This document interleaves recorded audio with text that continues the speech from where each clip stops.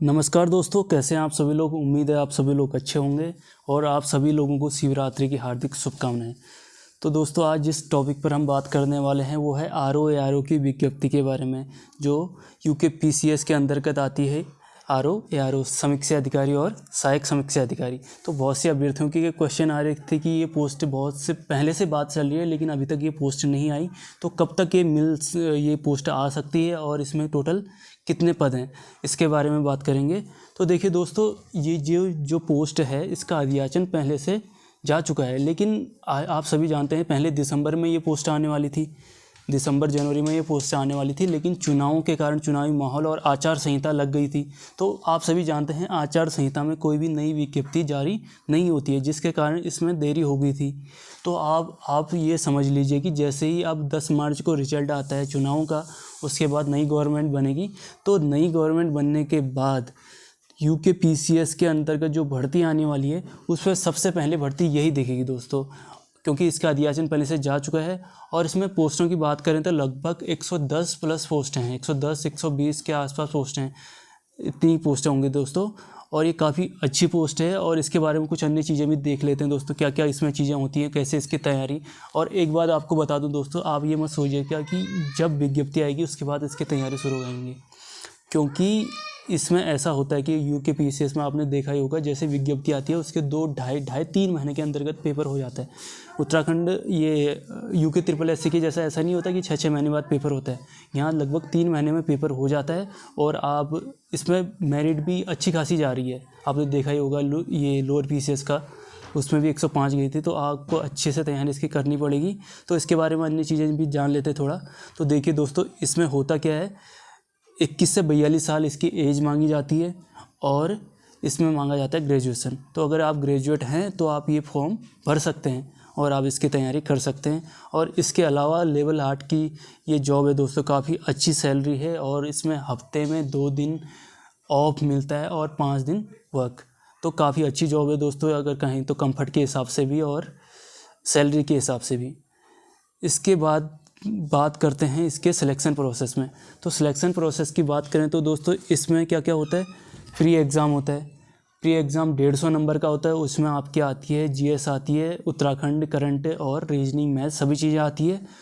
उसके बाद mains exam. तो प्री और मेंस दोनों चीज़ें होती है, मेंस में भी 2-3 चीज़ें होती है, उसके बारे में भी बात करेंगे। और लास्ट में इसमें होता है टाइपिंग टेस्ट। और जो मेंस का जीएस का एग्ज़ाम होता है वो भी इसमें क्या होता है, एमसीक्यू बेस्ड होता है। जैसे आपने लोअर पीसीएस में देखा होगा, उसमें तो क्या था कि जो मेंस होता है वो लिखने वाला होता है, लेकिन इसमें भी जो जीएस का मेंस में जीएस का वाला पार्ट है होता है वो एमसीक्यू, लेकिन जो एक निबंध लेखन आता है उसे लिखना पड़ता है। उसके बारे में बात करेंगे। इसके बारे में इसकी जो सेंटर हैं वो कहाँ कहाँ हैं वो देख लेते हैं। अभी उत्तराखंड में हरिद्वार में है, देहरादून में है, हल्द्वानी, उधम सिंह नगर, अल्मोड़ा और श्रीनगर।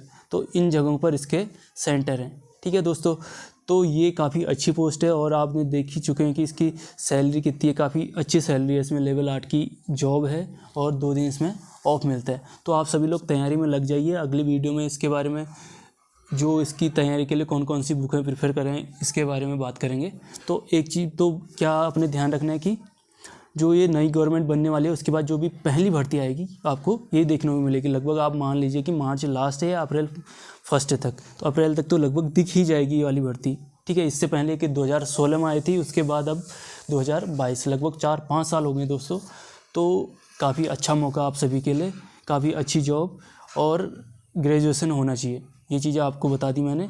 और प्री एक बार उसके बाद पेपर के बारे में थोड़ा सा डिस्कस कर लेते हैं कि किस तरह से होता है। इसमें देखिए दोस्तों कि प्री में होता है 150 नंबर का पेपर होता है, उसमें आती है आपकी जीएस के अंतर्गत उत्तराखंड ऑल ओवर जीएस होगी, उसके अलावा करंट अफेयर, रीजनिंग और मैथ।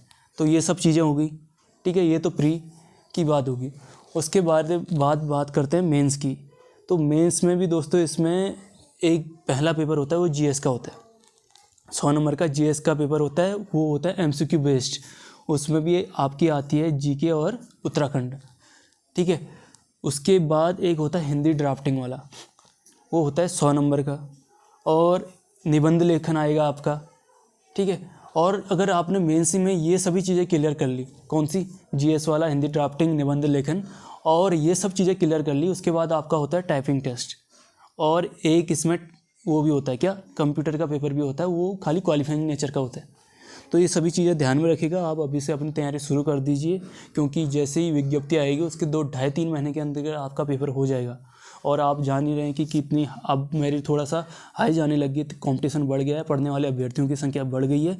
तो भी आप भी अपनी तैयारी में लगे रहिए दोस्तों। Good luck, thank you so much.